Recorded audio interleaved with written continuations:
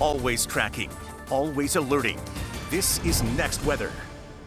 And we're certainly seeing the heat this week, no doubt about that. Temperature is going to feel way above where we have been, especially as we get to about midweek Wednesday, Thursday, with a feels like temperature between about 100 to as high as 105. So we'll be dealing with that all week long. In terms of the heat risk, which is a composite based off of where we typically see those temperatures, along with the humidity, climatology, all of the factors coming into play with the human aspect. And as we get from Tuesday to Wednesday, we increase that to a major heat risk for those especially sensitive to the heat. And check on those neighbors, think about those pets going into this week, because it's going to be a bit more than what we're accustomed to in South Florida, which I know we're used to the heat, right, with the heat and the humidity, but this week is going to add just another element to that with how warm things will be. So keep that in mind for outdoor activity, especially with World Cup coming into play on Monday. Tomorrow is going to feel like the triple digits by about 4 o'clock. We do have those thunderstorms in the forecast, though.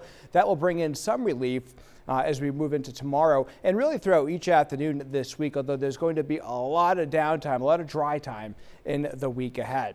Right now, live radar not showing a lot of activity after what was a busy afternoon. We'll stay fairly quiet tonight with mostly clear skies in place across much of South Florida. Some clouds coming into the mix. And tomorrow morning, as you're getting out the door, heading back to work, we're looking at mainly quiet weather, though by the afternoon, mid-afternoon, we'll see another round of thunderstorms going up across the coast. We think tomorrow, by the way, we'll have a better chance along the coast, right? Today, Fort Lauderdale got some activity. Miami was mainly quiet. Most of the storms today were just inland across the western suburbs, but tomorrow we're thinking closer to the coastline we'll have a better shot with those storms. And then drying out tomorrow evening by 7 o'clock, so timing should work out hopefully nice and well, just right there for the game. And then as we get to the day on Tuesday, another batch of showers and storms are going to be back in place. Lower 90s tomorrow, a bit warmer, mid 90s as you get just away from the coastline. Pembroke Pines at 94. If you're heading to the beach, rip current risk is low. We're starting to turn those winds out of the southwest, which is going to